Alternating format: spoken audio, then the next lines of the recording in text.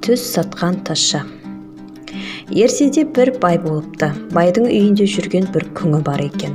Күңі жатып түс көреді. Түсінде басынан ай туыпты, аяғынан күн шығыпты, жүрегінің басынан жұлдыз туыпты.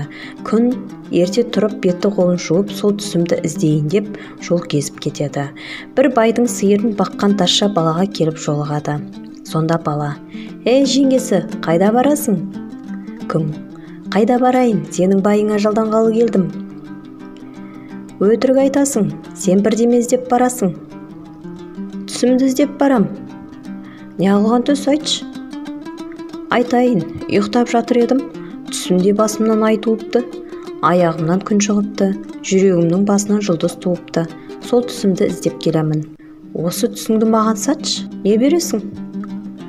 "Құнан шығар өгізім бар, сол өгізімді берейін," дейді. Қатын жарайды деп түсін береді. Бала құнан өгізді береді. Қатын алды да үйіне жөнелді. Бала кешке сиырын айдап үйіне келеді. Сиырын қорасына қамайды. Бала темірден етік және таяқ соқтырады. Ертеңгісі бала ұйқысынан тұрып беті қолын жуады да, сиырын жаймай темір етікті аяғына киіп, темір таяқты қолына алады да кетеді. Bir уақытта темір етіктен теңгедей қалады, темір таяқтан тебендей қалады. Түн ортасы болғанда шәрге келеді.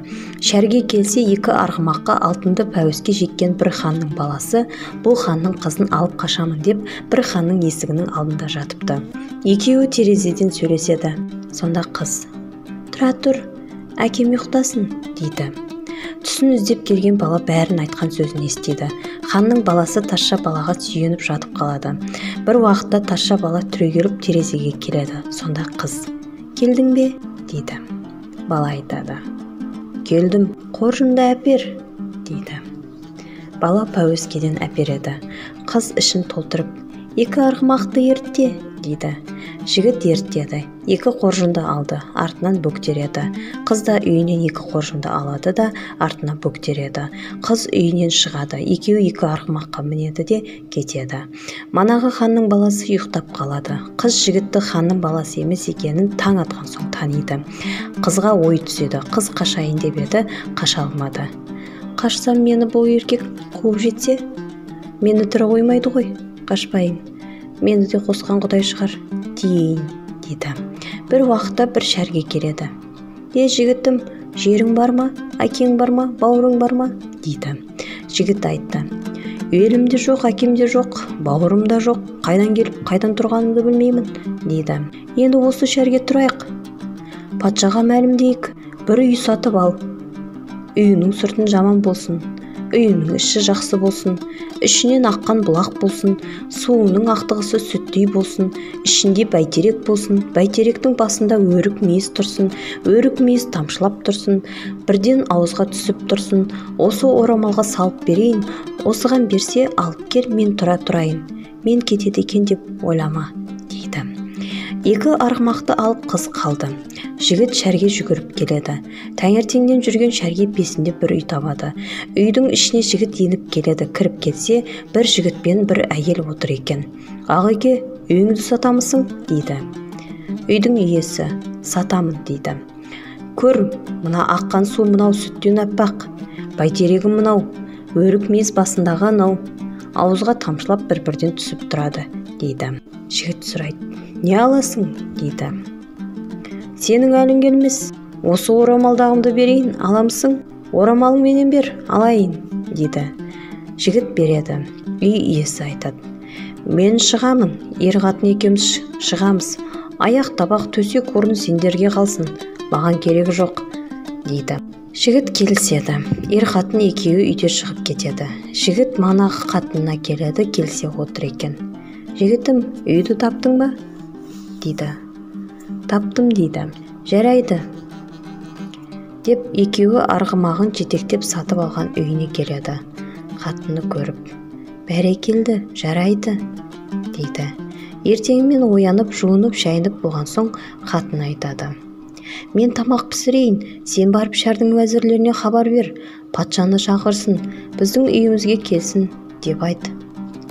Байы барып уәзірлеріне хабар береді. "Патшаны шақырыңыз, біздің үйімізге патша келсін," деп осы шәрдің жақсыларын бәрін де шақыр дейді. Жігіт үйіне келеді. Уәзірлеріңе де айттым, асыңды пісір деп қатынына бұйрық береді.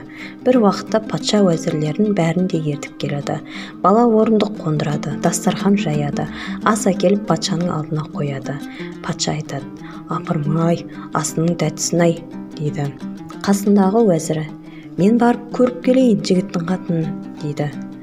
Хан айтады: тоқтай тұр, ұят болар. Не ұяты бар деп уәзір көрейін деп кетті. Көріп қайтып ханға келді. Апырай хан-ай, айтса айтқандай көркем екен, сіздің қатыныңыздың қолына су құюға жарамайды екен. Хан айтады: апырмай, көркем менің алғаным ба деуші едім дейді. Хан жұртын жиып алып ақыл сұрайды. Бұл жігіттің қатынын қайтып аламын дейді. Жұрт айтады: алмай несі бар? Сөз айтыңыз шақырып. Шешем менің ауру деп айтыңыз. Жолбарыстан 2 шелек сүт сауып бер деп айтыңыз. Сонда ол барар, барғанда келмес. Сонда сіз қатын аларсыз дейді. Жарайды жұртым деп хан жігітті шақырады. Жігітім, неғып жүрген жансың? Қайдан келдің, қайдан тұрдың? Елің бар ма, жұртың бар ма дейді. Жігіт айтады: тақсыр алдияр, елімде жоқ, жұртымда жоқ. Қайдан келіп, қайдан тұрғанымды білмеймін дейді. Патша: білмесің, менің шәрімде тұр. Сені адам қыспас. Адам саған зорлық қылмас. Менің шешем ауру. Бір жұмысқа сені жұмсайын дейді. Жігіт барайын дейді. Барсаң, аю жолбарыстың екеуіне 2 шелек сүт сауып әкел. Әкелмесең басыңды аламын дейді. Жігіт жарайды деп үйіне жылап келеді. Неге жылайсың деп қатыны сұрайды. Сонда жігіт: жыламай қайтейін. Хан бір қатты жұмысқа жұмсады. Барып аю мен жолбарыстан сүт сауып әкелмесең, басыңды алмақ боламын деді дейді. Қорықпай ханға барып, ханнан 40 күн мұрсат сұра. Жігіт жүгіріп ханның үйіне келеді. Алдияр, жұмсаған жұмысыңызға барайын, 40 күн мұрсат бер дейді. Жарайды, ал дейді. Жігіт жүгіріп үйіне келеді. 40 күн мұрсат алғанын айтады. Сонда қатыны: бұл шәрге бар, бір шабдар ат сатып ал, мойнында ағашы бар, өзінің арқасы жауыр деді. Жігіт үйден шығып шәрдің басына келеді. Бір шабдар атты бір жігіт сатамын деп жетектеп жүр екен. Сатармысың атыңды, ағеке дейді. Сатамын, не бересің? Қайдан білейін, өзің сұра. 200 сом. 150 берейін деп 150 сом беріп, арқасы жауыр шабдар аттасы алып үйіне келеді. Сонда қатыны: сен 40 күн үйде отыр, оразаңды ұста, 5 уақыт намазыңды оқы. Мен шабдар атты алып кетейін, семіртіп әкелейін дейді. Жарайды деп байы қалады. Оразасын ұстады, 5 уақыт намазын оқыды. Қатыны шабдар атты семіртіп әкеледі деп байына: ерменен тоқыма әкпел, шабдар атты ерттеп кел. Алдыңғы айылын бос тарт, артқы айылын берік тарт. Шабдар атқа мін, тоғайдағы аюды айдап кел. Тоғайдағы жолбарысты айдап кел. Шабдар атты тоғайға барған борбайға салып қал. Шабдар атты дауысын естіген соң аю мен жолбарыспен бірге жиылар. Сонда алдыңа салып айдап кел. Алдыңнан хан кісі жіберер, қойсын, айдамасын, шешем жазылды деп айтар. Сонда сен болмай үйіне айдап кел дейді. Жігіт атты ертеді. Алдыңғы айылын бос тартады, артқы айылын берік тартады. Шабдар атқа мінеді, бір тоғайға келеді. Шабдар атты борбайға салып қалады. Шабдар аттың шыңғырынан дауысын жолбарыспен аю естіп бір жерге жиылады. Жігіт алдына салып айдайды. Жолда көрінген малды да, жанды да шаппайды. Алдынан хан кісі жібереді. Шешем жазылды, айдап келмесін деп жібереді. Жігіт тілін алмайды, үйіне айдап келді. 2 темір шелек қолына алып, аюдан 1 шелек сүт, жолбарыстан 1 шелек сүтті сауды да ханның үйіне керек болса мә деп әкеледі. Керегі жоқ, төгіп таста дейді хан. Шелекті апарып төгіп тастайды. Аю мен жолбарысты жолға салып қуып жібереді. Жігіт үйіне келеді. Хан ел жұртын жияды. Ақыл тауып бер дейді. Қайтып мен жігітті өлтіріп қатын аламын дейді. Жұрт айтады: өлтірмеңіз, бір қатты жұмысқа жұмсаңыз, соны барып әпкелсе әпкесін, әкемесе қатынын аларсыз, дейді. Әкем өлгенде бай болған, мен жас болған екенмін. Әкем алтын менен күмісті қай жерге көмген екен? Әкем өлгенде мен бір қара тоқты сойып беріп едім, сол тиген болар ма екен, тимеген болар ма екен? Соны біліп берсін деп жіберіңіз, дейді. Жігітті хан шақырады. Жігітім, дейді. Бір жұмысқа жұмсаймын. Барамысың, бармаймысың, дейді. Жігіт барамын, дейді. Барсаң 80 арба сексеуіл өртеймін. Менің әкем тірісінде бай болған екен. Алтыны мен күмісі көп болған. Сол өлгенде алтыны мен күмісін қай жерге көмген екен? Әкем өлгенде бір қара тоқты сойып беріп едім. Сол тоқтыны еті тиген бекен, соны біл. Әкем жақсы мекен, жаман бекен, соны да біліп кел, дейді. Сонда жігіт, жарайды, барайын. Бармасаң басыңды аламын, дейді. Жігіт үйіне келеді. Алдынан қатыны шығады. Неге хан сені шақырған екен? Байы жылады. Неге жылайсың, дейді қат. Байы бар мән-жайды айтады. Бар, дейді. 3 күн мұрсат сұра, дейді. Байы жүгіріп ханға келді. Тақсыр, деді. Кішкене айтатұғын дәтім бар. 3 күн мұрсат беріңіз. 3 күн өткен соң 80 арба сексеуіл әкеліңіз, дейді. Хан мақұл көріп 3 күн мұрсат береді. Үйіне келеді, қатыны хат сызады. Әкесіне тілек қылып жазады. Балам, әлің жетпегенге зорлық қылма. Қара тоқтының еті маған тиді. Со тоқтының еті менен күн көріп жатқаным, мен де бір күнде зорлық қылушы едім. Қылған зорлығымның кінәсін тарттым. Жалған дүние 2 күндей нанбасын, шын дүние мұнда екен. Балам, келсін қасыма, деген қағаз сызды.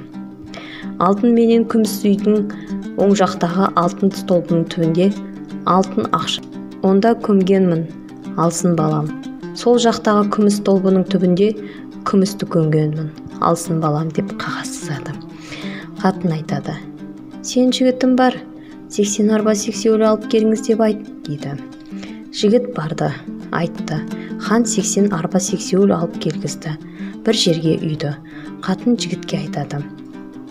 Астына от жағар, төңіректің 4 бұрышында тұман қыламын. Сен сексеуілдің үстіне шығып тұр.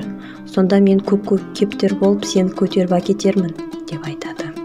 Сексеуілді хан үйді. Жігіт үстіне шықты. Сексеуілді хан өртеді. Төңіректің 4 бұрышы тұман болды. Қатыны көп кептер болып келді де жігітті көтеріп әкетті. Қатыны байын алып келді үйіне. 3 күн, 3 түн сақтады да, үйінде 3 күн өткен соң таңертең күлдің ортасына еніп жата қал, дейді. Қағазды қойнына салды. Хан келсе қағазды бере қой, дейді. Байы ерте тұрып күлге келіп күлдің ортасына жатады. Таңертең хан келеді. Жігіт түрегелді. Ассалаумағалейкум алдияр, дейді. Уағалейкум ассалам, жігітім. Бардым алдияр. Барсаң не айтты? Айтқан сөзге нанбайсың деп қағаз жаздырып алдым. Мә, деп қағазды берді. Хан қағазды оқыды. Балам, сәлем. Кісіге зорлық қылмасын, қара тоқтының еті маған тиді. Алтын столбының түбінде алтынды көмгенмін. Күміс столбының түбінде күмісті көмгенмін. Алсын балам. Жалған дүниеде жүрмесін, менің қасыма келсін. Менің қасым жарамаса, балам қайтып кетерсің. Жігіт құрлы шыға алмайды. Хан сөйтіп сызған қағазды оқып үйіне келгенде жұртыны жиып алып айтты. Мені өртеңіз, 80 арба сексеуіл әкелейін. Әкемнің қасына барамын. Жақсымын деген қағазды жіберіпті маған. 3 күнде әкемнің қасы жақсы болса келемін, жаман болса 3 күнде барып қайтып келермін. 3 күнде келмесем, артымда қалған төлеңгеттерім келіңдер, дейді. 80 арба сексеуілді әпкеледі. Бір жерге үйеді. Ханды өртейді. Хан күйіп кетеді. 3 күн өткен соң артында қалған төлеңгіттері елінің игі жақсылары өртенеді. Шәрде ең тәуірі осы жігіт. Шәрдені билеп ханнан қалған қызын қатындыққа алады. Өзі хан болып тұрыпты. Бастапқы қатынынан бір ұл туыпты. Ұлды жігіт төсіне мінгізіп жатады. Бір уақытта күліп жібереді. Бастапқы қатын сұрайды. Неге күлдің, мырзам? Дейді.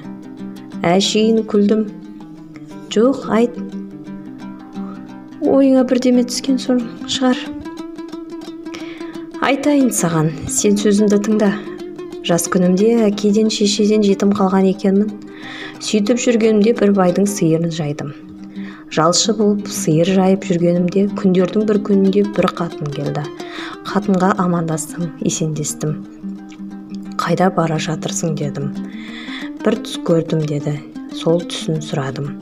Ұйықтап жатыр едім, түсімде басымнан ай туыпты, аяғымнан күн туыпты, жүрегімнің басына жұлдыз туыпты. Осы түсімді іздеп келемін деп айтты. Түсіңді сат дедім. Ол қатын түсін сатты маған. Бір құнан өгіз бердім. Үйге келіп кешке темірден етік соқтырдым, темірден таяқ соқтырдым. Темір етіктей теңгедей қалғанша, темір таяқтан тебендей қалғанша жүрдім. Жүріп келіп сізге душар болдым. Соған күлдім. Үлкен қатын айтты. Оның несі бар? Басыңнан айтуғаны мен алдың. Аяғынан күн туса ханның қызын алдың. Жүрегіңнің басынан жұлдыз туса мынау балаң, деді. Түсіңді іздеп келсең, қабыл болды.